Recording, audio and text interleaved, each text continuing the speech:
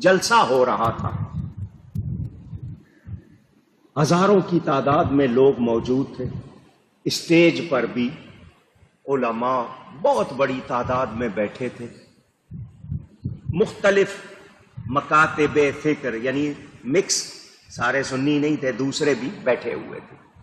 ایک شخص کو تقریر کا موقع دیا گیا، اس نے خطبہ شروع کیا، کیونکہ جب بھی دینی جلسے میں کوئی بات کرتا ہے پہلے خطبہ، چاہے چھوٹا پڑھے یا بڑا پڑھے، خطبہ پڑھتا ہے۔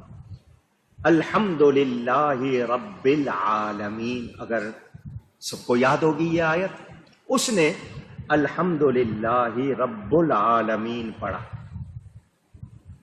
کیا پڑھا؟ بے کے نیچے زیر تھی، اس کی بجائے بے پر پیش پڑھ لیا۔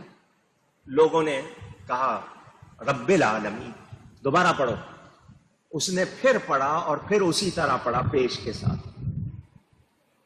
لوگوں نے کہا شاید تم نے غلط یاد کیا ہوا ہے، اس طرح نہیں، اس طرح پڑھو، پھر پڑھو۔ اس نے تیسری مرتبہ پھر اسی طرح پیش لگا کے پڑھا۔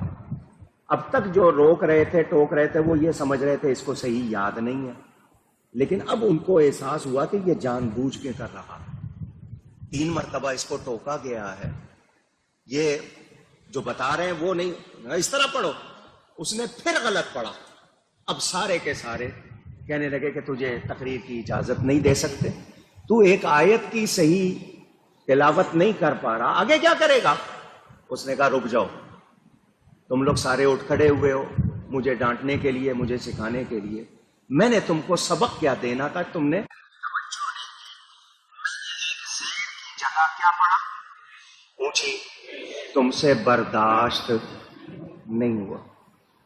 زیر پڑھنا تھا، نہیں پڑھا، پیش پڑھا، سارا مجمع چیخ پڑا، کیا علماء، کیا عوام، سب کے سب چیخ پڑے، کسی سے برداشت نہیں ہوا۔ صرف ایک حرکت، ایک سائن، زیر نہیں پڑا، پیش پڑا، تم سب چیخ پڑے۔ اگر میں لفظ بدل دیتا تو کیا ہوتا؟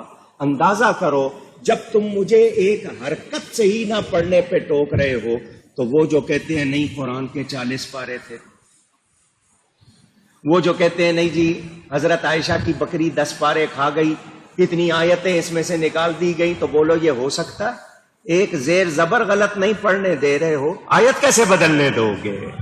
تو اس نے سمجھایا، بتا دیا کہ قرآن میں تحریف، تبدیلی ہو سکتی نہیں، یہ اللہ کا کلام ہے، اللہ کی طرف سے۔